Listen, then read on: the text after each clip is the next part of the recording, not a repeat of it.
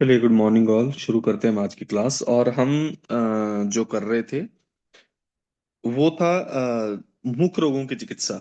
और मुख्य रोगों की चिकित्सा में हम चैप्टर नंबर ये 22 जो है सुश्रुत चिकित्सा स्थान का, हम इसी को कंटिन्यू करते करेंगे आगे। श्लोक नंबर 36। ठीक है। अहिंसनम दंत मूलानी शर्करा उद्रेद विषक। कि भाई आपको दंत शर्करा की चिकित्सा क्या बताई है कि दांतों को कुछ नहीं करना है। अहिंसन मतलब दांतों को बिना ट्रॉमा दिए, ठीक है, दंत शर्करा को निकालना है। तो इन्होंने अहिंसन भाई दंत शर्करा निकालनी है, ऐसा ना हो कि हम इनेमल को ही उड़ा दें उसके। ठीक है। उसके बाद लाक्षा चूर्ण, लाक्षा चूर्ण मधु युक्ते ततस्ता प्रतिसारे, तो उसके ऊपर लाक्षा चूर्ण को मलने को बोल रखा है। दंत हर्ष क्रियाम च अपि कुर्याद निरवशेषता, और बाकी सारी चिकित्सा भाई दंत हर्ष के समान करनी है। क्यों? क्योंकि दंत शर्करा मतलब कोई टार हमारे ऊपर जम गया है जैसे, ठीक है, उसको निकालने के लिए, इसको निकालने के लिए हमें भाई क्योंकि ऑब्वियस है इनेबल हल्का फुल्का निकल सकता है, तो वहां पे दंत हर्ष हो सकता है। तो दंत हर्ष को वाली चिकित्सा भी इसमें करनी है। किसमें? दंत शर्करा में। तो दंत शर्करा में पहला स्टेप है, वो क्या है? पहला स्टेप है हमारा दंत शर्करा में कि हमें बिना दांतों को नुकसान पहुंचाए उस पे दंत शर्करा को उद्धरण करना है। दूसरे नंबर पे उसके ऊपर चूर्ण किसका लगाना है? लाक्षा और मधु का। तीसरे नंबर पे दंत हर्ष क्रिया। फिर आता है कपालिका। कपालिका कृच्छतमा तत्रापि एषा क्रिया हिता। कपालिका कैसी है? कृच्छतमा। ठीक है। इसको हाईलाइट कर लेना, डैश कृच्छतमा कपालिका। तो ये रेफरेंस पूछा जाता है कि भाई डैश कृच्छतमा कपालिका के लिए बोला गया है। फिर आता है कृमि दंत। अब कृमि दंत क्या है? जयद विश्रावणे स्विन्नम अचलम कृमि दंतकम। बोला कि जो दांत हिल नहीं रहा कृमि दंत, उसका पहले की चिकित्सा क्या बता रखी है कि जयद विश्रावणे, उसको विश्रावण से जीतो, जिसमें अभी हिल नहीं रहा, वो फिक्स्ड है दांत। ठीक है। स्विन्नम, और स्वेदन करो। और आगे क्या लिखा है? अचलम कृमि दंतकम। कि भाई जो अचल वाला, जो दांत हिल नहीं रहा उसमें, तो जो नहीं हिलने वाला दांत है उसकी क्या है? स्वेदन भी हो गया, विश्रावण भी हो गया। फिर अगला, अब पीड़े बात अग्ने, बात अगन अब पीड़न, बात अगन द्रव्यों से नस्य दो अपीड़न नस्य स्नेह गंडूष धारणे। और चौथा चीज क्या है? स्नेह गंडूष धारण करने को। भद्रदारवादी वर्षा भूलेपे स्निग्धेश भोजने। तो हमारे पास जो नहीं हिलने वाले दांत हैं उसमें क्या क्या आ गया? स्वेदन आ गया, विश्रावण आ गया, पीड़नस से आ गया, स्नेह गंडूष आ गया, और भद्रदारवादी इनका लेप आ गया। ठीक है। और स्निग्ध भोजन। तो ये हमारे पास 6 प्रोसेसेस बता रखे हैं। किसमें? कृमि दंत जो हिलता नहीं है। जो हिलने वाला है उसकी आगे चिकित्सा बताई है। ठीक है। चलम उधृत्यम च चम स्थानम विदेहित सुशिरस्य च, कि जो चल है, ठीक है, उसको उखाड़ना। और फिर भाई जो खाली हो गया ततो बिदारी यष्टयावा श्रृंगाष्टा, ये सारे के सारे जो है, तो इनको इसको जो सुशिर स्थान है, जो भाई हमने दांत निकाल दिया उसके बाद जो खाली जगह बच गई उसको बोला अग्निकर्म कर दो, विदाह कर दो वहां पे। उसके बाद ये जो सारे ये द्रव्य हैं, इनसे सिद्ध द्रव्यों से नस्य देने को बोल रखा है। ठीक है। बिदारी कंदमुलेट्टी सिंगाड़ा, इनके कलक से 10 गुना दुग्ध में तेल से नस्य प्रयोग करना चाहिए। तो हमें भाई चल दंत में हमें क्या चिकित्सा, सॉरी कृमि दंत जो चल दंत है, जो हिल भी रहा है साथ में, उसको पहले उद्धरण कर दो, उस दांत को निकाल दो। फिर जो जगह खाली बच गई, सुशीर स्थान बच गया, उसमें हमें अग्नि दाह कर्म करना है, विदाह कर्म। और फिर नस्य एक बनाने को बोल रखा है, यष्टि बिदारी और मधुयष्टि वाला, उसको हमें प्रयोग करना है। फिर आइए हनु मोक्ष। वेरी वेरी वेरी इंपॉर्टेंट ये क्वेश्चन पूछा जाता है। हनु मोक्ष की चिकित्सा किसके समान बताई है? अर्दितवत क्रियाम। मैंने आपको बहुत बार बोला है, किसी डिजीज की चिकित्सा किसी और के समान बताई होगी, तो इसको हमें याद रखना है। ठीक है। तो हनुमोक्ष कुर्यात अर्धितवत क्रियाम। फिर कौन सी खाने की चीजें जो है मना कर रखी हैं? फलानी अमलानी, अम्ल फल, ठंडा पानी, शीतंबु, रूक्षान्न, दंत धावनम, तथा अति कठिनानान भक्ष्यान दंत रोगी विवर्जित। इस रेफरेंस को मार्क कर लेना कि दांतों के रोगी को कौन सी चीजें मना है भाई? अम्ल फल मना है, शीतल जल मना है, रूक्ष अन्न मना है, दंत धावन मना है, और अति कठिन भक्ष्य आहार, ये दांतों के रोगियों के लिए मना है। और हमें पता ही है कि दंत गत जो रोग थे हमारे पास, उनमें असाध्य कितने हैं? बीडीएस, भंजन, दालन और श्याव दंत। ठीक है, बीडीएस वाले दंत रोगों में असाध्य दंत रोग हैं। फिर ये हमें लास्ट में श्लोक इस चैप्टर के मिल जाएगा वो, ठीक है। फिर साध्य दंत रोगों की चिकित्सा होगी। अब आता है आपका जीवागत रोग। जीवागत रोग में सबसे पहले आते हैं हमारे पास जीवा कंटक। कौन से हैं? वातज, पित्तज, कफज हमें पता ही है। जीवा कंटक है, अलास था और अधिजीवा रोग था। क्लियर है? तो आइए जरा इनको देखते हैं।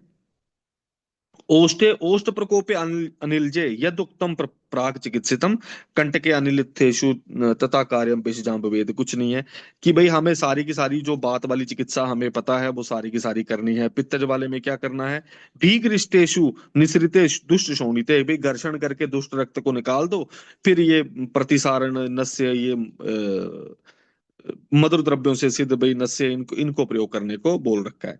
फिर कफत जीवा कंटक, इसमें कैसे है? लिखिते असृजेक्षय। ठीक है, यहाँ पे घर्षण करके रक्त निकालने को बोल रखा है। ठीक है, घर्षण करके और यहाँ पे लेखन करके, तो इनको दोनों को आप मिला लेना। ठीक है, फिर आइए आगे। और इसमें पिपली आदि प्रतिसारण के लिए पिपली और मधु को प्रयोग करने को कुछ याद करने की जरूरत नहीं है, इसकी कोई विशेष है नहीं कुछ। फिर अगला आता है उपजीवा। ठीक है, उपजीवा में क्या बोल रखा, अच्छा सॉरी, अधिजीवा को जीवागत रोगों में भागवत ने बोल रखा है। अधिजीवा को सुश्रुत ने जो है वो कंठगत रोगों में बोल रखा है। लेकिन यहाँ पे उपजीवा रोग जो है उसकी चिकित्सा क्या बता रही है? संलिख्य क्षारेण प्रतिसारेत, लेखन करके रक्त मोक्षण करने को बोला था कफ जीवा कंटक में। लेखन करके क्षार का प्रतिसारण करने को बोल रखा है उपजीवा रोग में, तो इसको हाईलाइट कर लेंगे। ठीक है, कि भाई लेखन करके प्रसारण करना है, प्रतिसारण करना है क्षार का। फिर शिरोविरेक, गंडूष, धूमेश, कि शिरोविरेचन कराओ, गंडूष का धारण कराओ, धूम का प्रयोग करो। फिर आइए अगला आपका आता है जीवागत रोगों की चिकित्सा विधि होगी ये। जीवागतम कर्मोक्तम तालवा नाम प्रवक्षते। अब इसके आगे बोला है तालुगत रोगों को वर्णन करेंगे। तालुगत रोग कौन सा है यहाँ पे? इसको हाईलाइट करेंगे, गलशुंडी। कौन सा रोग आ गया यहाँ पे? गलशुंडी। गलशुंडी में क्या बोल रखा है? तालुगत रोगों में गलशुंडी में बोल रखा है। जीवागत में असाध्य वो अलास को बोलते हैं। ठीक है, असाध्य जीवागत में एक ही अलास, हम पढ़ेंगे इनको सब 19 के 19 को। ठीक है, आइए जरा।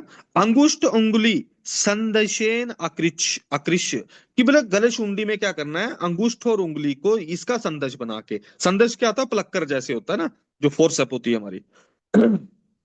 ठीक है, तो बोला अंगुष्ठ उंगली का संदेश बना के उसको पकड़ के बाहर को खींचो। ठीक है, अंगुष्ठ उंगली संदेशेन आकृष्य, अंगुष्ठ उंगली के संदेश से इसको गलशुंडी को पकड़ के बाहर निकालो। फिर छेदियन मंडलाग्रेण, कौन से शस्त्र से छेदन करने को बोल रखा है दोस्तों? मंडलाग्र शस्त्र से। ठीक है, जो आगे से गोल हो। ठीक है, जो आज हम ऑर्थोपेडिक इंस्ट्रूमेंट्स में उसको काउंट करते हैं। ठीक है, मंडलाग्र शस्त्र से उसको बोला कि काट दो। जीवा अपरितु संस्थिता। ठीक है, ना नात्कृष्टम च एव हीनम च त्रिभागम छेदेद विषक। कितना भाग निकालना है इसका? भाई त्रिभागम। त्रिभागम का कहने का मतलब क्या है कि भाई आ, 1/3, अगर भाई वो 3 सेंटीमीटर है तो हमने सिर्फ 1 सेंटीमीटर ही कट करना है। ठीक है, अगर 3 सेंटीमीटर उसकी लेंथ है गलशुंडी की, तो हमने कितनी काटनी है? 1/3 ही काटनी है। ठीक है, तो हमने 1 सेंटीमीटर ही काटना है उसमें से। क्लियर है? तो ये क्वेश्चन पूछा जाता है कि गलशुंडी में कौन से शस्त्र का प्रयोग किया जाता है? मंडलाग्र का। दूसरा क्वेश्चन ये पूछा जाता है कि भाई कितना छेदन करना है? 1/3 भाग। तो इसको ऐसा करके 1/3, पता नहीं क्या लिखी जा रहा हूं मैं, हाँ, 1/3 पार्ट ही छेदन करना है। क्लियर है? तो ये हमारा क्या है? गलशुंठी रोग है। फिर आइए आगे आप दोस्तों। 51 नंबर रेफरेंस। इन्होंने पीछे बोल रखा था ना कि भाई यहाँ पे क्या नहीं करना, ना उत्कृष्टम च एवं हीनम च, कि ना ज्यादा डीप करना है हमें, ना ज्यादा कम करना है हमें, ऐसा हमें छेदन करने को बोल रखा है। तो क्वेश्चन गलशुंडी में क्या करते हैं? छेदन करते हैं। ये हमें क्लियर हुआ। ठीक है, अब ये इन्होंने आगे बता रखा है कि ज्यादा काट देंगे तो क्या होगा। गलशुंडी को 1/3 पार्ट से ज्यादा काट देंगे तो क्या होगा? देखो, अत्यादनात् स्रवेद रक्तम तत्निमित्तम म्रियते च, कि भाई ज्यादा हो जाएगा तो मृत्यु हो जाती है और रक्तस्राव होने लगता है। 1 नंबर। दूसरा, हीन वाले में हीन छेदात भवेत शोफो, कि भाई अगर अल्प में करेंगे तो शोथ हो जाएगा, लाला निद्रा भ्रमस्तमा, कि अगर कम करेंगे तो लाला स्राव निकलता रहेगा, नींद आएगा, कफ वाले लक्षण है सारे के सारे। तस्मात् वैद्य प्रत्यनेन दृष्ट कर्मा विशारदा गल शुंडिम तु संचिद्य कुर्यात प्राप्तम इमम क्रमम। ठीक है, कि भाई इसको फिर हमें 1/3 पार्ट ही वैसा ही काटना है, ना डीप ना भाई थोड़ा सुपरफिशियल। सुपरफिशियल काटेंगे तो कफ वाले लक्षण आएंगे, शोफ हो जाएगा, लाला स्राव निकलेगा, निद्रा आएगी, भ्रम होगा, तम होगा। डीप काट देंगे तो रक्त स्राव ज्यादा निकलना शुरू हो जाएगा। क्लियर है? तो हमें 1/3 ही काटना है। और काटने के बाद इन्होंने प्रतिसारण के लिए पहला द्रव्य बता रखा है, मरीच अत्सी वाला। फिर इसके अलावा जो आगे इसका कवल धारण बता दिया बचा आदि द्रव्यों का। फिर अगला जो है पंचांगी बर्ती बनाने को बोल रखा है। ठीक है, और ये धूम के लिए है। ये क्वेश्चन पूछा जाता है, पंचांगी बर्ती कौन से रोग में धारण करने को, या कौन से रोग में पंचांगी बर्ती जो है उसको प्रयोग करने को बोल रखा है, वो कौन सी वाली है आपकी, गलशुंठी रोग में है। ठीक है, धूपन के लिए प्रयोग करते हैं। और अन्नों में एंड में क्या खाने को बोल रखा है, मूंग के जूस में यव क्षार मिलाकर भोजन के लिए देना चाहिए, तो इसको हाईलाइट कर लेंगे हम। ठीक है, तो मूंग के यूज में यवक्षार मिलाकर प्रयोग करने को बोला है। फिर आइए अगला, तुंडिकेरी अदृश्य कूर्म संघाते तालु पुपुटे एष एव विधि कार्यो विशेष शस्त्र कर्मणि। कि हमें कौन कौन से रोगों में, तुंडिकेरी में, अदृश्य में, कूर्म संघात मतलब हमारा जो कूर्म रोग है, जो हमारा मां संघात है, ठीक है, और तालु पुपुट है, इन सब में यही शस्त्र कर्म कर्म क्रिया करनी है। ठीक है, तो इसको याद कैसे रखेंगे, गले में तुंडी व तालू में मांस होने पर,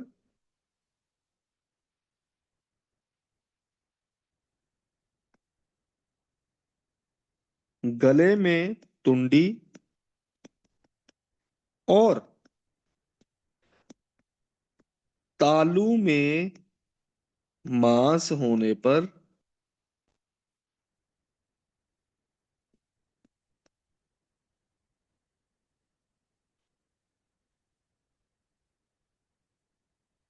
आधा कूर्म काटें। ठीक है, गले से ये जो रोग है हमारे, ठीक है, तुंडी से तुंडी केरी है, ठीक है, ये आपके रोग जो बता रखे हैं। और से भाई अतरुष हो गया, तालु से तालु पुपुट हो गया, मांस से मांस संघात हो गया, और कूर्म से, तो हमारे पास कौन कौन से, इनको हाईलाइट कर लेते हैं, तुंडी, अदृश, तालु पुपुट, मांस संघात और कूर्म रोग, इनमें आधा काटने को बोल रखा है। ये इसको आगे पढ़ते हैं हम जरा।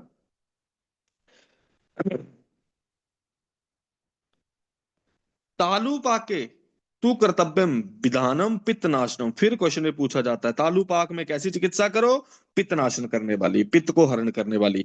फिर तालु शोष में कैसी चिकित्सा करने को बोल रखा है, स्नेहो स्वेदो तालु शोषे विदिश अनिल नाशना, कि बात को नष्ट करने वाली चिकित्सा करनी है। कीर्तितम तालु जानाम तू कंठ्यानाम कर्मम बक्षेत, कि भाई इसके बाद अब कंठ रोगों की चिकित्सा बताएंगे। ठीक है, तो हमारे पास जो आया कि तालु पाक की चिकित्सा पित्तनाशन के समान करो, भाई तालु शोष की चिकित्सा में बातनाशन चिकित्सा करो स्नेहन स्वेदन करके। और जो तालुगत पहला रोग जो हमने पढ़ा था, कौन से वाला, जो हमने गलशुंडी पढ़ा, गलशुंडी में क्या करने को बोल रखा है, कि भाई छेदन करने को बोल रखा है मंडलागर शस्त्र से। उसके बाद प्रतिधारण बता रखा है, पंचांगी भर्ती का प्रयोग बता रखा है, कबल धारण करने को बता रखा है। ठीक है, पंचांगी भर्ती से क्या करते हैं, धूपन करने को बोल रखा है। फिर इसी तरीके से बाकी सारे रोगों में भी जो तालुगत है उसमें काट बाटी करो। सिर्फ एक तालु अर्बुद ही असाध्य है इसमें से, जो तालुगत 9 रोग है उसमें असाध्य कौन सा है, एक तालु अर्बुद ही। तो उसका वर्णन कर नहीं रखा इन्होंने। फिर अगला आता है अब आपका जो हमारे कंठगत रोग है। ठीक है, कंठगत रोग में सबसे पहले रोहिणिया। रोहिणी में क्या बता रखा है, साध्य नाम रोहिणी तम, रोहिणी तु हितम शोणित मोक्षणम छर्दनम धूमपानम च गंडूशो नस्य करम च। तो क्वेश्चन आपको पूछा जाएगा कि भाई साध्य नाम रोहिणी नाम तू हितम डैश शोणित मोक्षणम, ये रेफरेंस ऐसा करके रेफरेंस पूछा जा सकता है। ठीक है, और इसके अलावा हमें पता ही है, शोणित मोक्षण कर दो, उल्टियां करा दो पेशेंट को, धूमपान कराओ, गंडूश कराओ, और नस्य कर्म करने को बोल रखा है। आइए जरा सबसे पहले पातज रोहिणी के बारे में। पढ़ते हैं। बातिकम तू हृते रखते, एक नंबर कि बातज वाले में हमें क्या करना है, रक्त मोक्षण करना है। फिर लवणम प्रतिसारेत, प्रतिसारण किसका करना है, लवण का। फिर गंडूष कैसा धारण करना है, स्नेह गंडूष, लेकिन कैसा, सुखोषणम स्नेह गंडूष। धारेत अभीक्षणश्च, अभीक्षण मतलब बार बार, इसको बार बार किसका धारण करने को बोल रखा है, स्नेह गंडूष को, कैसा, सुखोषण। फिर पतंग शर्करा क्षौद्रे पैतिके प्रतिसारेत, कि भाई सारे के सारे द्रव्यों से प्रतिसारण करने को बोल दिया। फिर द्राक्षा परशुक हितश्च कबल ग्रह, तो प्रतिसारण बता दिया, कबल ग्रह बता दिया। फिर अगार धूम कटुके श्लेष्म के प्रतिसारेत, कफज रोहिणी में क्या बता रखा है इन्होंने, कि गृह दोम और कुटिकी का प्रतिसारण करो। फिर और क्या बता रखा है, श्वेता बिडंग, इनसे सिद्ध तेल का नस्य कर्म करने को बोल रखा है, हाईलाइट कर लेना। ठीक है। पित्तवत सादेद वैद्यो रोहिणी रक्त संभवाम, कि भाई जो हमारी जो रक्तज रोहिणी की चिकित्सा है, वैद्य को पित्तज रोहिणी की भांति करनी है। और इंपॉर्टेंट है सबसे लास्ट लाइन, विश्राव्य कंठ शालुक, शालुकम साधेत तुंडी केरीवत। क्वेश्चन पूछा था, कंठ शालुक की चिकित्सा किसके भांति बता रखी है, तुंडी केरी के समान। और तुंडी केरी की किसके समान बता रखी है, धनुषुंडी के समान। ठीक है, इन्होंने बोल रखा है कि जो कंठ शालुक से रक्त निकालकर तुंडिकेरी की भांति विश्रावण करके तुंडिकेरी की भांति चिकित्सा करो। तो ये इंपॉर्टेंट है, मैंने आपको बोला कि किसी की चिकित्सा कहीं बता रखी है, ये क्वेश्चन डेफिनेट बनते हैं। तो कंठ शालुक की चिकित्सा किसके समान है, तुंडिकेरी के समान। तुंडिकेरी की चिकित्सा किसके समान है, गलशुंडी के समान। ठीक है, वो तुंडिकेरी, आद्रुष, कूर्म, मैंने आपको सारे के सारे, महासंघात और भाई तालु पुपुट है ना, इन सब की चिकित्सा किसके समान करनी है हमें, जो गलशुंडी के समान। ठीक है। आइए जरा अब आगे नेक्स्ट इस पे आते हैं। आदिजीवा, मैंने आपको बोला कि आदिजीवा को अष्टांग हृदय ने तो बता रखा है जीवागत रोगों में, लेकिन सुश्रुत ने बताया है इन्हें कंठगत रोगों में। और एक कालम यवान्नम च भुंजीत स्निग्धम अल्पशाह, कि भाई हमें एक समय पर स्नेह युक्त भाई यवाहार खाना है, लेकिन खाना कैसे है, अल्पशाह, कम खाना है। तो एक काल अन्न खाने को बोल रखा है, यवन बोल रखा है किसमें, आदिजीवा। बाकी चिकित्सा किसके समान करो, उपजीवा के समान। बाकी सारी चिकित्सा उपजीवा के समान करने को बोल रखा है। क्वेश्चन में पूछा जाता है कि भाई क्या एक काल अन्न किसमें, यवान खाने को, स्निग्ध यवान खाने को किसमें बोल रखा है, वो हमारा हमारे पास जो आता है वो अधिजीवा रोग है। और बाकी चिकित्सा उपजीवा के समान। उपजीवा में हमने क्या किया था, लेखन करके किसका प्रतिसारण किया था दोस्तों, क्षार का प्रतिसारण किया था। क्लियर है, प्रतिसारण मतलब लोकली वहां पे लगाया। फिर आइए आगे, गिलायु। गिलायु क्या है, एक वृंदम तू विश्राव्य, इसको हाईलाइट करेंगे। एक वृंद में विश्रावण करके शोधनम आचरे, तो एक वृंद में क्या है, पी से भाई विश्रावण और शोधन, विश्रावण और शोधन दोनों बता रखे हैं एक वृंद में। और गिलायु में, गिलायुश्च अपि यो व्याधिस्तम च शस्त्रेण साध्येत, बड़ा इंपॉर्टेंट है। गिलायु रोग में क्या प्रयोग करने को बोल रखा है, सीधा ही शस्त्र कर्म। तो आपको कंठगत रोग में शस्त्र कर्म किस में बोल रखा है, गिलायु रोग में। फिर आइए, अमरमस्थ सुपक्वम तू भेदेद गल विदृधिम, कि भी अगर गल विदृधि होगी तो हम उसको भेदन करके पस ही निकालेंगे ना। तो ये बोला कि मर्म स्थानों पे नहीं है जो, तो इसको हाईलाइट करेंगे, अमर्मस्थम सुपक्वम, कि जो बढ़िया से पस पड़ गई है जिसमें, और मर्म जगहों पे नहीं है, तो उसका क्या करना है हमें, गलविदृद्धि का भेदन। फिर आइए कि सर्वसर मुख रोग, बातात सर्वसरम चूर्ण लवणे प्रतिसारेत, कि बातज वाले में भाई प्रतिसारण करो। फिर बातहार द्रव्यों से सिद्ध भाई तेल से कबल और नस्य धारण करो। फिर स्नेहिक धूमपान प्रयोग करने को बोल रखा है। तो हमारे पास सर्वसर मुख रोगों में पहला प्रतिसारण आया, दूसरा कबल नस्य आया, तीसरा स्नेहिक धूम, स्नेहिक धूम का प्रयोग करने को बोल रखा है। और आगे इन्होंने एक ये जो द्रव्यों का बना रखा है इन्होंने, ये जो शाल खीरनी एरंड ये सारे के सारे जो द्रव्य लिए, ठीक है, इन द्रव्यों को चूर्ण बना लिया। फिर युक्ति पूर्वक इनको स्नेह से मिलाया। फिर इस चूर्ण को मधु लगे हुए अरलू की टहनी पर लगाएं। फिर सर्वसर मुख रोग में इसी का ही हमें स्नेहिक धूमपान करना है। फिर आगे पित्त सर्वसर में क्या करो, पित्तात्म के सर्वसरे शुद्ध काय से देही नाम, की बंदे को पहले संशोधन कराओ। फिर सर्वा पितहरा कार्या, सारी पितहर कार्य कर दो। फिर आइए अगला, कफज सरसर रोग। कफज सरसर रोग में क्या होता है, प्रतिसारण गंडूस धारण संशोधन कफ नाशन क्रिया। ठीक है, इनका करने को बोल रखा है, कुछ याद करने को जरूरत नहीं है।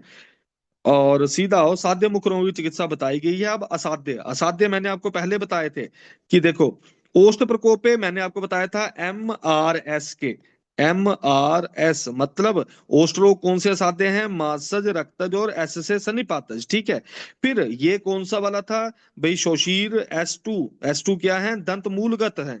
फिर BDS कौन से वाले हैं आपके, दंतगत असाध्य, दंतेषु तु ना सिद्ध्यन्ति, श्याव दालन भंजनक, बी से भंजन, डी से दालन, एस से श्याव दंत। फिर जीवागत में कौन सा है, एक ही, कौन सा, अलास रोग, मैंने आपको वहां पे वर्णन बता दिया। तालुगत में एक ही असाध्य कौन सा है, तालु अर्बुद असाध्य है। और बाकी सारे के सारे असाध्य कौन से बच गए हमारे पास, कंठगत रोग, ये मैंने निदान स्थान में आपको बता रखा है। ठीक है, इस तरीके से ये कितने हैं असाध्य रोग, ये लिख रखा है, रोगा नव दशेव च, 19 रोग हैं असाध्य।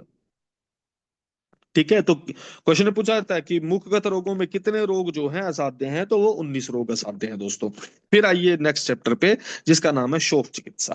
देखो, शोफ का वर्णन सुश्रुत ने कहाँ पे कर रखा है, आम पक्वेषणी अध्याय में। कहाँ पे कर रखा है, आम पक्वेषणी अध्याय, जो सुश्रुत सूत्र स्थान 17 है, वहां पे शोफ का वर्णन हमें मिलता है, आम शोफ, पच्यमान शोफ और पक्व शोफ। ठीक है, तो इन्होंने यहाँ पे जो वर्णन कर रखा है, इस पे पढ़ेंगे हम श्लोक में। षड्विदो अव्यव समुत्था शोभो अभिहतो लक्षणा प्रतिकारश्च, कि भाई लक्षण और चिकित्सा के अकॉर्डिंग जो हमारा 6 प्रकार के शोथों का वर्णन कर चुके हैं हम। ठीक है, अब आगे आता है तद भाई सर्वसरस्तु पंचविदा, कि लेकिन सारे शरीर में फैलने वाले, तो क्वेश्चन आपको पूछा जाएगा अव्यव समुत्थ, अव्यव समूह शोथ के कितने भेद हैं, 6, लेकिन सारे शरीर में सर्वसर कितने हैं, 5। दोनों शब्दों को याद रखना कि अव्यव समूह जो हैं, अव्यव समूह कितने भेद हैं शोथ के, 6 भेद हैं। ठीक है, और भाई दूसरे नंबर पे सर्वसर जो हैं वो कितने हैं दोस्तों, 5 भेद। कौन से 5 भेद है जो सारे शरीर में फैल जाते हैं, बातज, पित्तज, कफज, सनिपातज और विष निमित्तज, और विष निमित्तज बता रखा है। ठीक है, अब ये शोथ होता क्यों है, ये ऑटो इम्यून डिसऑर्डर का थोड़ा सा कारण बता रखा है यहाँ पे, कि क्यों इतनी इन्फ्लामेशन जो सारे शरीर में फैल जाती है, वो क्यों होती है। देखो,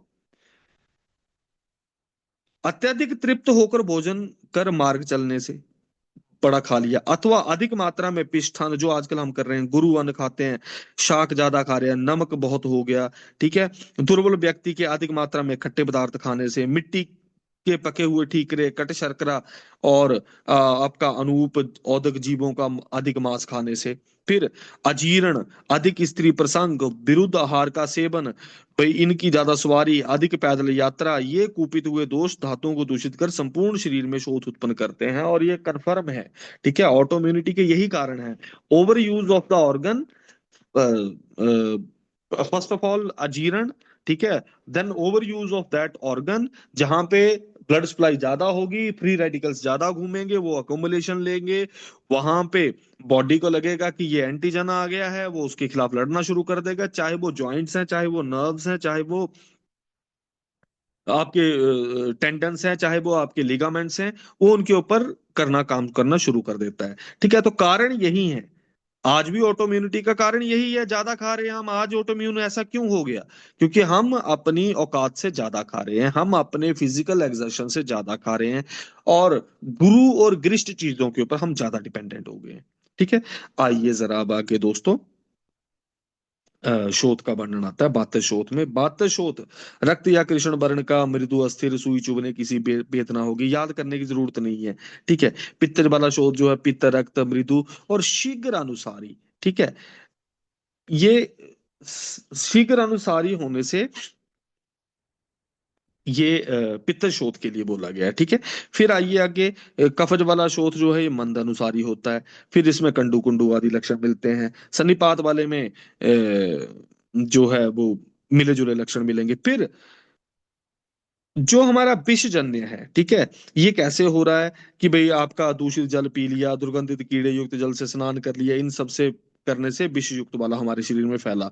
और ये कैसा होता है, सा मृदु क्षिप्रोत्थान अवलंबी, चल अचलो बा दाह पाक राग प्रायश्च भवती। बोले मृदु होता है, और शीघ्र उत्पन्न होने वाला होता है क्षिप्रोत्थान हो। फिर अवलंबी, ठीक है भाई, शीघ्र अनुसारी कौन, अनुसारण शीघ्र कौन सा करता है, पित्तज वाला। मंद अनुसारी होता है कफज वाला। लेकिन क्षिप्रोत्थान और अवलंबी ये कौन है हमारा, ये हमारा है विषजन्य, ठीक है। आइए जरा अब आगे। दोष, दोषा शब्यथु ऊर्ध्वम ही कुर्वन्ति अमाशय स्थिता।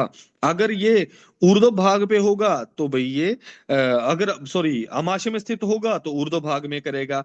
अगर भाई पक्वाशय में स्थित होगा तो मध्य भाग में करेगा। अगर वर्च स्थान में होगा तो बंदे को अधः स्थान के ऊपर इंफ्लामेटरी चेंजेस दिखेंगे। कृत्स्नम देहम अनुप्राप्ता कुरु सर्वसरम तथा। फिर शबेतु मध्य देशे यासा कष्टा सर्वगश्च, या इसको गोला कर लेना, ठीक है। जो मध्य शरीर का है ये कैसा है, सभी को कष्ट साध्य है। अर्धांगे अरिष्ट भूतेश्च यशो यशस्व ऊर्ध्वम परिसर्पति श्वास पिपासा दौर्बल्यम, ये सारे के सारे लक्षण अगर साथ में मिलेंगे तो हमें क्या समझना चाहिए कि भाई ये थोड़ा खतरनाक है, ठीक है। कि अगर अर्धांग या नीचे से ऊपर की ओर जो फैले, जिसमें श्वास तृष्णा दुर्बलता ये सारे के सारे लक्षण मिले, श्वास पिपासा दौर्बल्य ये सारे के सारे लक्षण मिले, तो ये थोड़ा सा खतरनाक होता है, ठीक है। ये रोगी को मार डालने वाला होता है। अब इसके बाद आगे आता है कि भाई शोफ वाले व्यक्ति को क्या चीजें मना है, जिसको इन्फ्लामेशन है, ठीक है। एक 19वें चैप्टर में हमने पढ़ा था, और एक यहाँ पे परिहरेद अम्ल लवण दधि गुड़ बसा पय तैल घृते पिष्ट में और गुरुनी। कि भाई हमें अम्ल लवण दही गुड़ बसा दूध, दूध मना कर रखा है। फिर तेल घृत मना कर रखा है। फिर पिष्टमय आहार मना कर रखा है। गुरु आहार मना कर रखे हैं। फिर आइए बातज शोथ में किसका प्रयोग करने को बोला है। बातज शोथ में त्रिवृत स्नेह अथवा एरंड तेल को कितने दिनों के लिए, 1 मास या 15 दिनों तक के लिए प्रयोग करने को बोल रखा है। फिर दूसरे नंबर पे आता है पित्तशोथ। पित्तशोथ में क्या बताया है, न्युग्रोध आदि गण से सिद्ध घृत को, कफज वाले में किसका प्रयोग करने को बोल रखा है, कफ शोध में आर्गवद आदि गण से सिद्ध घृत को। सनिपातिक शोध में किसका वर्णन कर रखा है, सनिपातिक शोध में एक आड़क सेहुंड बोलते हैं स्नूही को, स्नूही के दूध को 12 आड़क कांजी के साथ दंती कलक के साथ सिद्ध घृत में पिलाना चाहिए। और विष जन्य का वर्णन हम कहाँ पढ़ेंगे भाई, कल्प स्थान में, जो इसके बाद हम अगला करने वाले हैं। क्लियर है। तो हमें यहाँ पे क्या क्या मिला चिकित्सा इसमें, कि बातज वाले शोथ जो है उसमें तैवृत स्नेह का प्रयोग करो या फिर एरंड स्नेह का प्रयोग करो। कितने दिनों के लिए भाई, आधा मास या 1 मास के लिए। पैतृक वाले में न्युग्रोध आदि, कफज वाले में आरगवद आदि गण। ये अगर आपको गणों का सिस्टम याद होगा तो हम यही गणों को सीक्वेंस में पढ़ते हैं ना, पित्त वाले में यही गण आते हैं, कफ वाले में यही गण आता है, आरगवद आदि गण। फिर हमारा आगे सन्निपात वाले में इंपॉर्टेंट है, एक आडक स्नुक स्नुही क्षीर, 12 आडक कांजी, उस इनसे सिद्ध जो घृत है इसका प्रयोग करना है। और दंती कलक को मिलाकर जो सिद्ध घृत है इसका प्रयोग करना है, किसमें दोस्तों, सन्निपातिक शोथ में। फिर आगे इन्होंने कुछ एक चिकित्सा सूत्र बता रखा है, इसको पढ़ेंगे। बोला कि उदर रोग की चिकित्सा प्रसंग में, तो जो उदर रोग में बता रखा है दोस्तों, ठीक है, तिल व घृत सहित जिन 4 घृतों का वर्णन किया है, ठीक है, उदर रोगों में जो हमने पढ़े हैं, ठीक है, उनका प्रयोग करने को बोल रखा है। स्नेह विरेचन के लिए जो हमने पढ़े थे उनका वर्णन बता रखा है। फिर उनमें से किसी एक घृत का सेवन शोथ रोग को नष्ट करता है, अथवा मूत्रवर्ती क्रिया, या फिर नवायस लो प्रतिदिन मधु के साथ सेवन करने को। तो शोथ में नवायस लो को मधु के साथ प्रयोग करने को बोल रखा है। फिर आइए आगे, बिडंग अत्सी देवदारू मरीच का चूर्ण एक धरण उष्ण जल के साथ पीना चाहिए। फिर सौंठ मरीचीन का त्रिफला के साथ पीने को बोल रखा है, कुछ याद करने का नहीं है इसमें। फिर और पिपली पिपली मूल चंपे चित्रक अपमार्ग पुनर्नवा से सिद्ध दूध पीने को बोल रखा है, इसको हाईलाइट कर लेना। और और सीधे आओ लास्ट जैसे में, दोषों के अनुसार तीक्ष्ण विरेचन आस्थापन बस्ती, ठीक है, इनका पुनः पुनः प्रयोग। फिर स्नेहन स्वेदन और उपनाह कराना चाहिए। फिर शीतोष्ण स्निग्ध आदि क्रियाओं में शांत ना होने वाले शोथ में शिराओं से बार बार रक्त निकालना चाहिए, ठीक है। तो इन्होंने बार बार रक्त निकालने को बोल रखा है शिराओं से, ठीक है। तो हमें क्या क्या मिला, पहला तो तीक्ष्ण विरेचन कराओ, आस्थापन बस्तियां कराओ, क्योंकि इन इन्होंने सिर्फ एक ही चीज को, जिसको सभी आज लोग मानते भी हैं, अजीर्ण से भाई ब्रेन गट एक्सिस जो है वो खराब हो जाती है हमारी, ठीक है। तो इन्होंने सबसे पहले तीक्ष्ण विरेचन और आस्थापन बस्ती देके गट को क्लियर करने को बोल रखा, फिर स्नेहन स्वेदन और उपनाह बांधो उस जगह पे जहां पे आपको पेन हो रही है, जहां पे आपको शोफ हो रहा है, जहां पे इन्फ्लामेटरी चेंजेस आ रहे हैं। फिर शीत उष्ण स्निग्ध आदि क्रियाओं से शांत ना होने वाले शोथ में अगर आपने ये सारा कुछ किया, इससे शांत नहीं हो रहा, तो उसका रक्त मोक्षण कर दो, क्योंकि फ्री रेडिकल्स तो खून में घूम रहे हैं, तो रक्त मोक्षण कर दो। अल्टीमेट यही करने का है। फिर लास्ट में इन्होंने बोल रखा है कि जिसको चाहिए कि भाई मेरे को कभी ऐसे रोग हो ना, उसको क्या नहीं करना है। पिष्ठान्नम अम्ल लवणानि मध्यम मृदम दिवा स्वप्नम, ठीक है, अजांगलम च स्त्रियो घृतम तेल पयो गुरुणी शोफम जिंगासु परिवर्जित, इनको भाई छोड़ देना चाहिए। ठीक है। अजंगल का, जांगल का मतलब है कि जांगल मास को छोड़ के, जांगल मास को छोड़ के कौन सा, अनूप और ओदक मास। ठीक है, अनूप मास और ओदक मास कौन सा, जो आज की डेट में आपका चिकन भी मिलता है वो भी अनूप मास में ही है। वो सुस्त सा है, वो सोया सोया आता है, सोया सोया कट जाता है। ठीक है। कोई मसल में कोई न्यूट्रिशनल वो कुछ नहीं है। आजकल तो एंटीबायोटिक ही इतने हायर डाल रहे हैं उनमें, है ना। तो ये सारा का सारा हमारा खत्म होता है। इसके बाद जो अगला चैप्टर है जिसका नाम है अनागत आबाद प्रतिषेध अध्याय। मतलब हमें कोई भी अनागत मतलब जिसको हम चाहते नहीं, ऐसे दुख हमारे पास ऐसे ना आए, तो हमें क्या कार्य करना चाहिए। कुल मिला के ये स्वस्थ वृत्त का वर्णन वर्णन है। ठीक है। कुल मिला के इसमें स्वस्थ वृत्त का वर्णन है। ठीक है, स्वस्थ वृत्त का वर्णन हमें यहाँ पे मिलेगा। स्वस्थ वृत्त का वर्णन हमें मिलेगा, लेकिन चरक ने और अष्टांग हृदय ने कहाँ पे वर्णन कर रखा है बेटा, सूत्र स्थान में स्वस्थ वृत्त का। ठीक है। और सुश्रुत कहाँ देते हैं, चिकित्सा स्थान में यहाँ वर्णन कर रहे हैं। क्लियर है स्वस्थ वृत्त का। आइए जरा श्लोक नंबर थर्ड में, उत्थाय उत्थाय सततम स्वस्थेन आरोग्यम इच्छता धीमता यत अनुष्ठेयम तत् सर्वम संप्रवक्ष्यते। कि भाई जो बंदा अपने आरोग्य की कामना करता है कि मैं बिना डिजीज के लंबे समय तक जीवित रहूं, उन वो जो कार्य करते हैं उन सबका वर्णन हम यहाँ पे इस चैप्टर में करेंगे। शुरुआत में क्या बोल रखा है, तत्र आदो दंत पवनम, दंत पवन बोलते हैं दातुन को। ठीक है।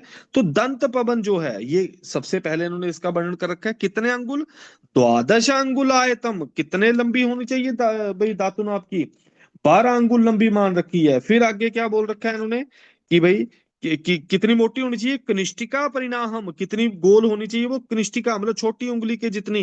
फिर रिजु, रिजु मतलब सीधी होनी चाहिए। फिर अग्रंथी, अग्रंथी मतलब उसमें कोई गांठें नहीं होनी चाहिए लकड़ी में, लकड़ी में ऐसे गांठें हो तो मसूड़ों में चुभ जाती हैं वो। फिर अव्रणम। ठीक है। फिर अयुगम ग्रंथि यथ चापी प्रत्याग्रम शस्तम भूमिजम, कि भाई हमें प्रशस्त भूमि से निकालना है।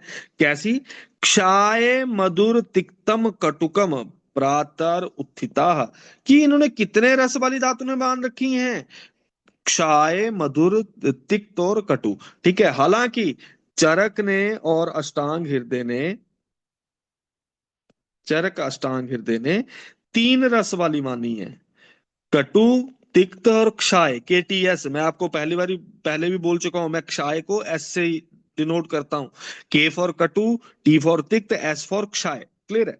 अब इन्होंने सुश्रुत ने जो है एक एक्स्ट्रा मान रखी है मधुर वाली, लेकिन इन्होंने मधुर रस में श्रेष्ठ कौन सी है, कटु रस में श्रेष्ठ कौन सी है, तिक्त रस में श्रेष्ठ कौन सी है, क्षाय रस में श्रेष्ठ कौन सी है, उनका नाम दिया और यहां से क्वेश्चन पूछा जाता है।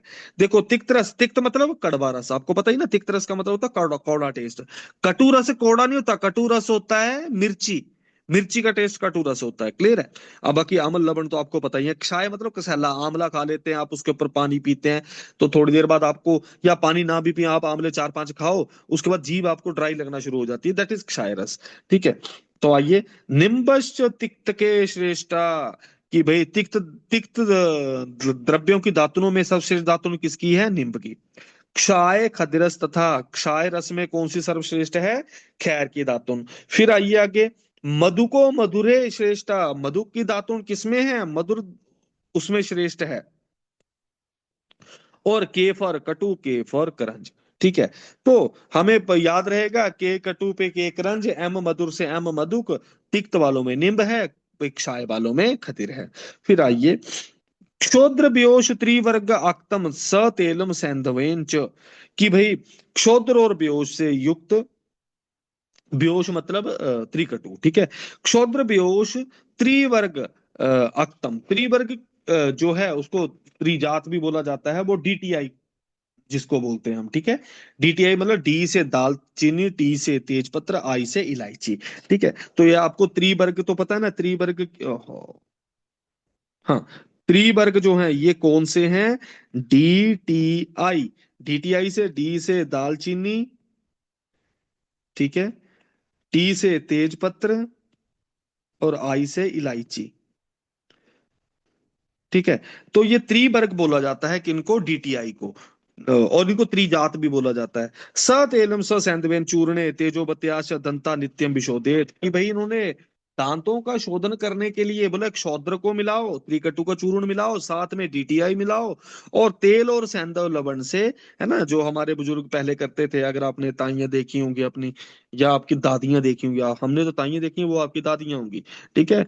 दादियां देखी होंगी तो पुरानी जो थी, वो तेल और नमक को मिला के उनको दांतों पे घसते थे वो, ठीक है। चूर्णेन, सॉरी, एकम एकम घर्षेत दंतम मृदुनाम कूर्चकेंच, बोला एक एक दांत को मृदु कूर्च के साथ आप घसो। तो एक एक दांत को करने को बोल रखा है इन्होंने।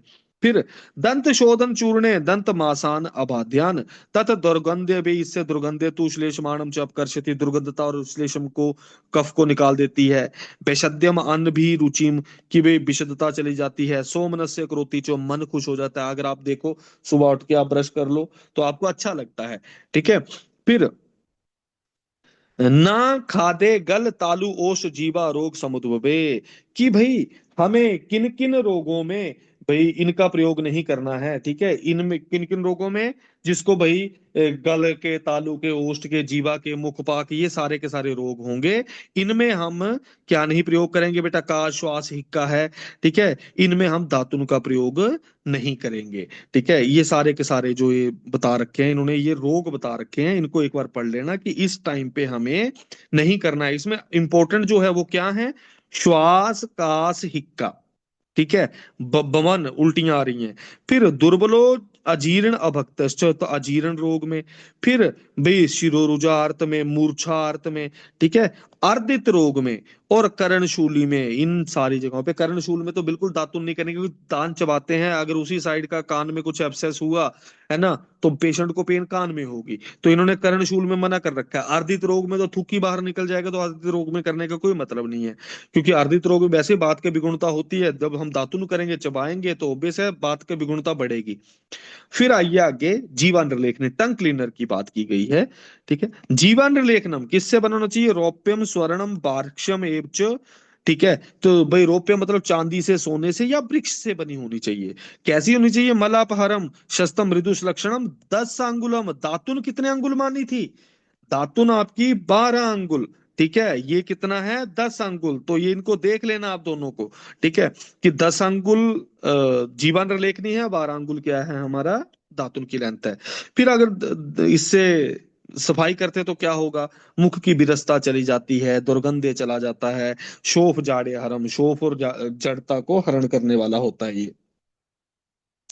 इसके बाद आगे इन्होंने इसी में क्या बता रखा है? स्नेह गंडूष, स्नेह गंडूष धारण से दंत दाढ़े करम रुच्यम स्नेह गंडूष धारणम, कि अगर आप पहले दंत पमन करो, फिर जीवन लेख नहीं बताई, फिर बोले मुंह में क्या धारण करो? स्नेह गंडूष। स्नेह गंडूष धारण से क्या होता है? दांत दृढ़ होते हैं और खाने में रुचि पैदा होती है।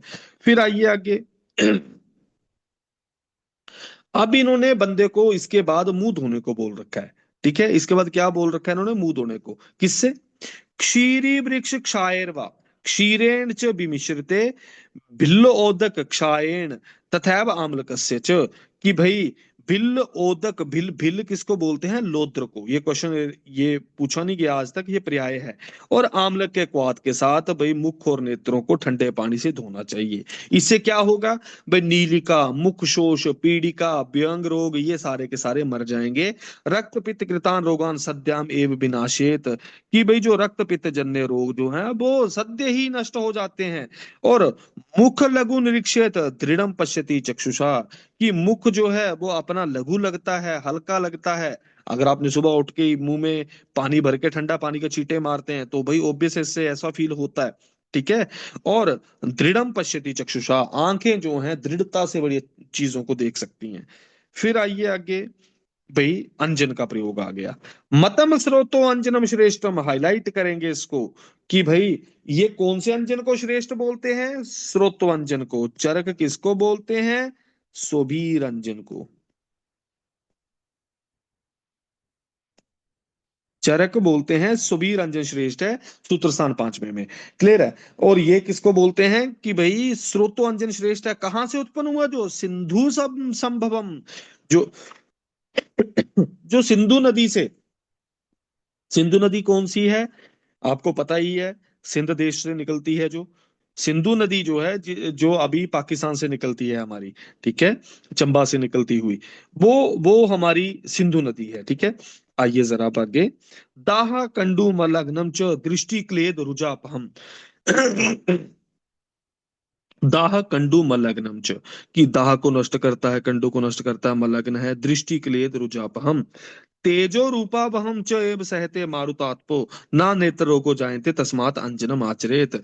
कि भाई वो तेज इन सब को सहन कर लेता है, उसको नेत्र रोग नहीं होंगे जिसको अंजन करेंगे। तो हमारे पास पहली चीज क्या आई बेटा, दंत पवन। दूसरी चीज क्या आई, जीवन लेखनी। तीसरी चीज क्या आई, स्नेह गंडूस। चौथी चीज क्या आई, मुंह को भाई ठंडे पानी के छींटे करो। उसके बाद आंखों में क्या डालो, अब नहाने नूने का प्रोग्राम नहीं था ना भाई, सीधा भी अंजन लगा के भाई बन ठन के चल पड़ो। सर्दियों के दिनों में लिखी होगी किताब ये, है ना, नहाने वाला प्रोग्राम आगे आएगा इनका। क्योंकि फिर आगे आओ भाई, किसको अंजन नहीं लगाना है। फिर ये देखो इन्होंने कैसे डॉन्ट्स को कैसे कवर करते हुए जा रहे हैं।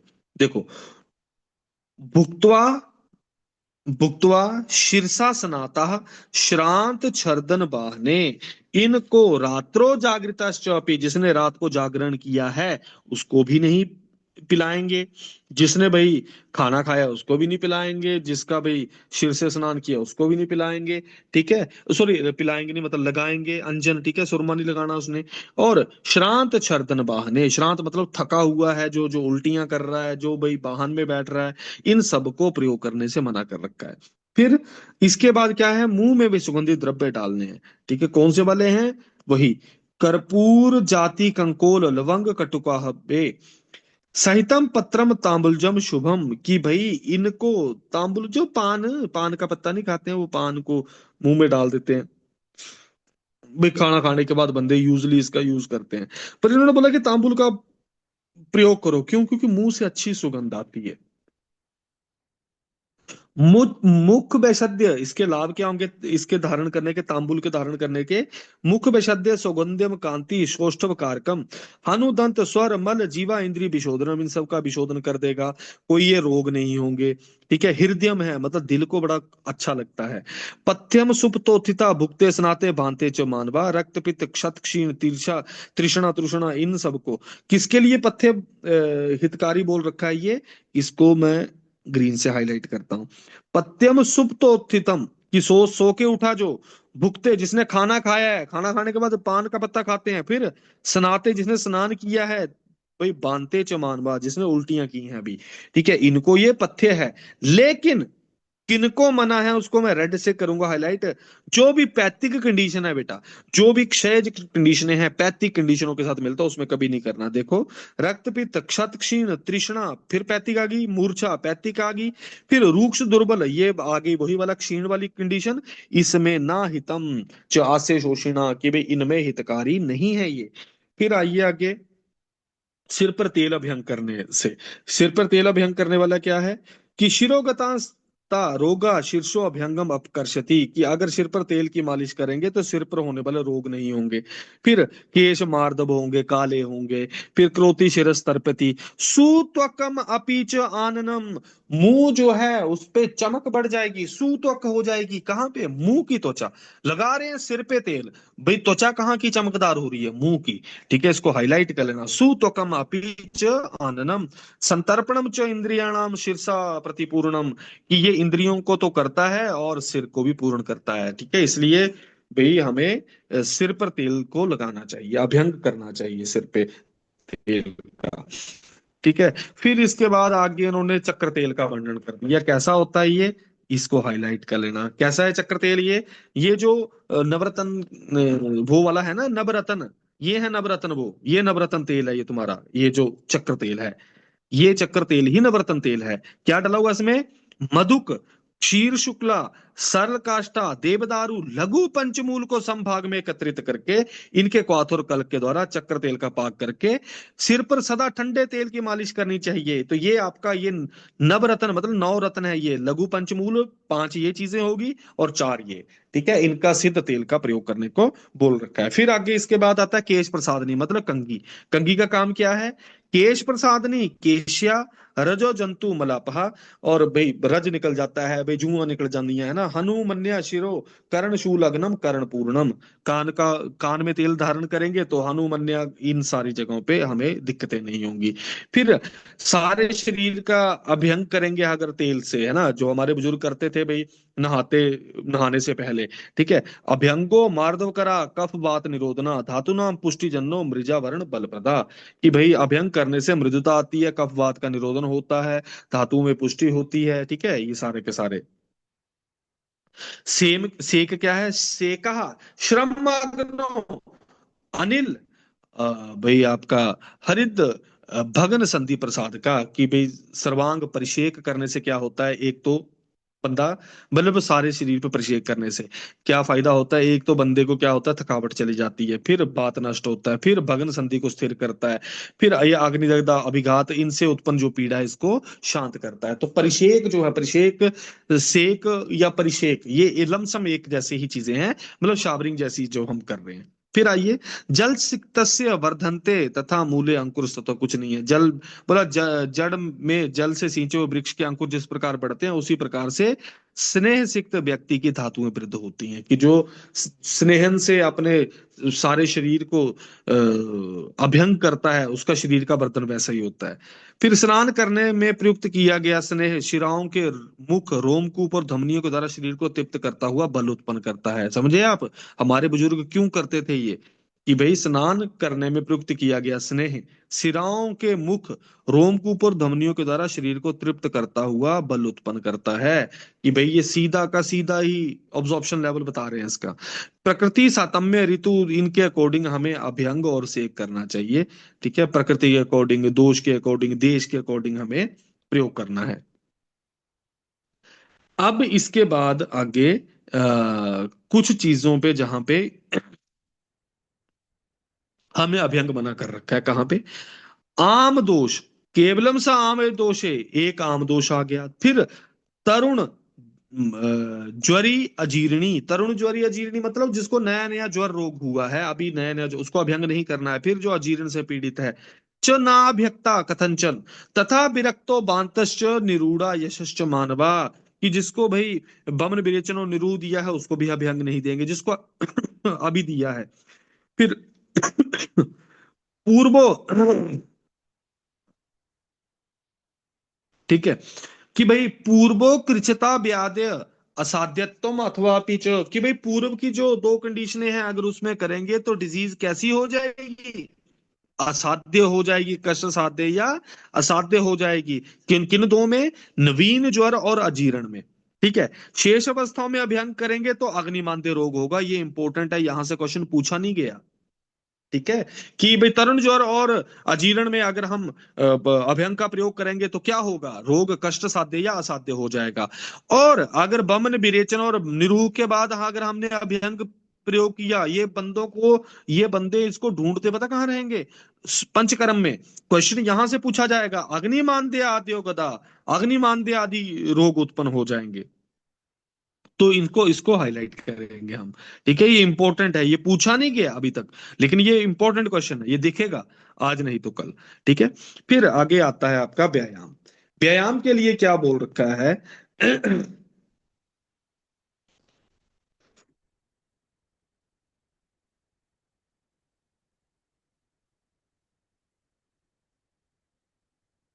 हम्म,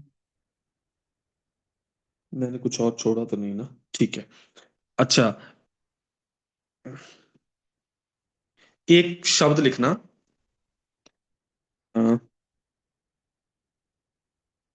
हम्म। क्षय कोतूहल। क्षय कोतूहल एक बुक है। ठीक है। क्षय कोतूहल एक बुक है जिसमें लिखा है बेटा कि जहां दंत धावन निषेध है, जहां दंत धावन निषेध है, वहां 12 बार गंडूस धारण करें। ठीक है। बोला कि जहां पे दंत धावन निषेध है जिन रोगों में, वहां पे 12 बार बोला गंडूस का धारण करो, एक ही बात है, बोला सेट हो जाएगा काम। ठीक है। तो ये इसको हाईलाइट कर लेना। फिर आइए आगे आप। अब यहाँ पे वो है व्यायाम के बारे में। देखो, व्यायाम को चरक ने भी यही बोला था कि दोष का क्षय करती है, अग्नि का वृद्धि करती है। मतलब व्यायाम में इतनी ताकत है कि जो एक्सरसाइज करते हैं। शरीर आयास जननम कर्मम व्यायाम संहिता। बोलो, शरीर में जो थकान उत्पन्न करे उसका नाम क्या है? व्यायाम। ये शरीर आयास जनक जो कर्म, ये वाला रेफरेंस जो है ये किसका है? ये इनका रेफरेंस बता रखा है। फिर आइए, तथा कृत्वा तू सुखम देहम विमर्दन्यास मंतता। शरीरोपचे कांति गात्रा नाम सुविभक्ता। अग्नि को दीप्त करता है, स्थिरता लाता है, लघुता लाता है, श्रम कलम पिपासा, पिपासा उष्ण शीत आदि नाम सहिष्णुता, इन सबको सहन करने की ताकत आती है बंदे में। आरोग्यम च अपि परमम व्यायामम व्यायामम तत् उपजायते। वेरी इंपॉर्टेंट, कि आरोग्य परम व्यायाम से ही मिलता है। ठीक है। ना च अस्ति सदृशम तेल किंचित स्थौल्य अपकर्षण। बोला, इसके समान कोई भी चीज ऐसी नहीं है जो स्थूलता का अपकर्षण कर दे। ना च व्यामिना मर्त्य मर्द्यंत्रो बलात्। कि भाई ये जो व्यायाम करने वाले व्यक्ति हैं, ये ऐसे नहीं, इनको कोई ना बुढ़ापा आता है इनको, ना कुछ और होता है। व्यायाम स्विन गात्र से कुछ नहीं है। व्यायाम करने वाले व्यक्तियों के सारा कुछ, सब कुछ दृढ़ दृढ़ होता है, ये सब कुछ। ठीक है। फिर तो हमें व्यायाम को इन्होंने बड़ा, शरीर आयास जनक कर्म है लेकिन व्यायाम को इन्होंने बड़ा महत्व दिया है। ठीक है। फिर इसके बाद का आगे का हम व्यायाम जो है ये बड़ा हो जाएगा क्या? चलो इसको कर लेते हैं खत्म। ठीक है। व्यायाम जन्य श्रम से निकले हुए स्वेद कणों से स्वेदित पैरों की भली भांति मालिश करने वाले व्यक्ति के समीप व्याधियां उसी प्रकार नहीं आती जिस प्रकार सिंह के आसपास छोटे मृग नहीं आते। व्यायाम आयु रूप और गुण से हीन व्यक्तियों को भी सुंदर बना देता है। नित्य व्यायाम करने वाले व्यक्ति विरुद्धाहार, भाई अपक व अम्ल सारे भोजनों को पचा जाता है। बलवान स्निग्ध आहार करने वाले व्यक्ति के लिए व्यायाम सदा हितकारी है। उसके लिए भाई शीत बसंत ऋतु सर्वश्रेष्ठ बोली गई है व्यायाम करने को। सभी ऋतुओं में कितने करना है? अर्ध शक्ति व्यायाम करने को बोल रखा है। ठीक है। और अर्ध शक्ति की रेफरेंस क्या दे रखा है? ये हृदय स्थान स्थितो वायु यदा वक्त्रम प्रपद्यते, कि हृदय में बलार्ध व्यायाम करने को बोल रखा है। और बोला हृदय में स्थित जो वायु है वो मुंह से निकलना शुरू हो जाए, मतलब बंदा हांफना शुरू हो जाए, तो वो व्यायाम आपको अर्ध बल समझना चाहिए। हालांकि भाई ये जो है कक्षा, ललाट, नासा, इन सारी जगहों पे स्वेदन आना शुरू हो जाए तो इसको भी बलार्ध समझते हैं। ये योगेंद्र नाथ सेन ने बता रखा है। ठीक है। ये योगेंद्र नाथ सेन ने बताया है। फिर भाई अधिक व्यायाम करेंगे तो कौन से रोग? क्षय, तृष्णा, रुचि, रक्तपित्त, ये सारे के सारे रोग होते हैं। फिर रक्तपित्त से ग्रसित, कृच्छ, शोष, इन सब से पीड़ित जो व्यक्ति है, इनको व्यायाम नहीं करना चाहिए। इसके आगे का जो उद्वर्तन आदि जो चीजें हैं इनको हम कल करेंगे। ठीक है। उद्वर्तन उद्घर्षण वाले चीजें, और मोस्ट लाइकली हाँ, कल मिश्रक चिकित्सा अध्याय हो जाएगा, और साथ में क्षीण बल, ये भी बाजीकरण वाला भी हो जाएगा ये। फिर रसायन वाले 4 रह जाएंगे, वो एक ही दिन में हो जाएंगे। ये मोस्ट लाइकली आपका शनिवार को खत्म हो जाएगा सारा। ठीक है। तो आज के लिए इतना ही। Till then take care, bye bye, have a good day.